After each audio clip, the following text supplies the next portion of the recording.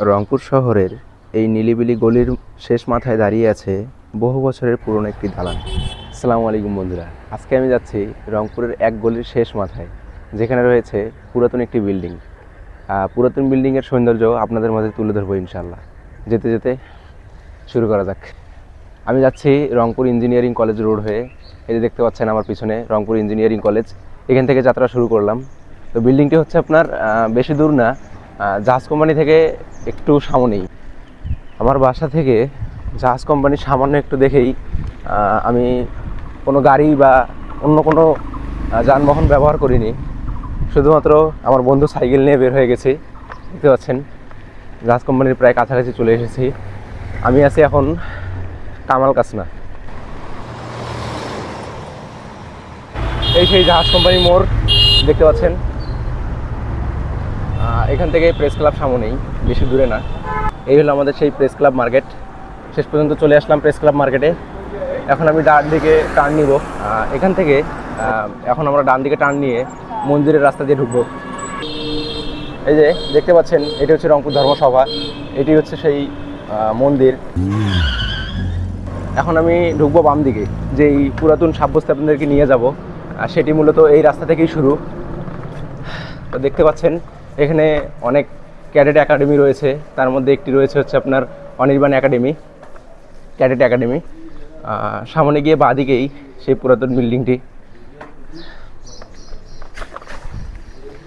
বৃষ্টি হওয়ার কারণে একটু দেরি হলো আসতে, পানির জন্য। আমার সাইকেলে কাদা চটকাচটকি করতেছিল, আমার গায়ের মধ্যে আসতেছিল, যার কারণে আমি খুব তাড়াতাড়ি আসতে পারিনি। তো শেষ পর্যন্ত বিল্ডিংটার কাছে চলে আসলাম। রংপুর শহরের এই নিলিবিলি গলির শেষ মাথায় দাঁড়িয়ে আছে বহু বছরের পুরনো একটি দালান, যার নাম সুখময়ী নিকেতন। এক সময় বাড়িটি ছিল শিক্ষিত ও সংক্রান্ত পরিবারের বাসস্থান। ধারণা করা যায় এখানে এক সময় একজন সম্মানিত ডাক্তার মুখার্জি তার পরিবার নিয়ে বসবাস করতেন।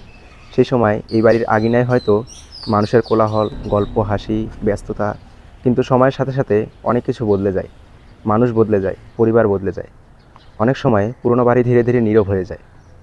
আজ এই দালানটি নীরবে দাঁড়িয়ে আছে, যেন তার ভেতরে লুকিয়ে আছে অনেক বছরের স্মৃতি আর অজানা গল্প। এখানে দাঁড়ালে মনে হয় যেন সময়ে একটু থেমে যায়। পুরনো এই বাড়িগুলো শুধু ইট পাথরের তৈরি নয়, এগুলো আসলে অতীতের স্মৃতি আর ইতিহাসের নীরব সাক্ষী।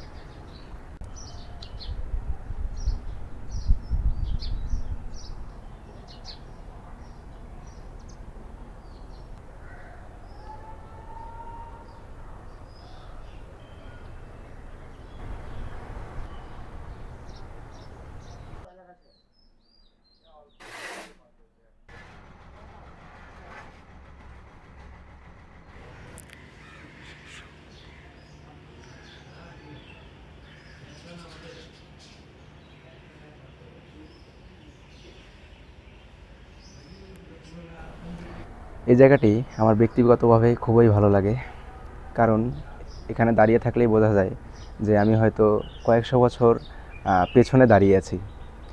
বিল্ডিংটি সাব্যস্ত এবং অঙ্কন এবং বিল্ডিংয়ের ডিজাইন আমার খুবই পছন্দের। সবাই ভালো থাকবেন, ধন্যবাদ।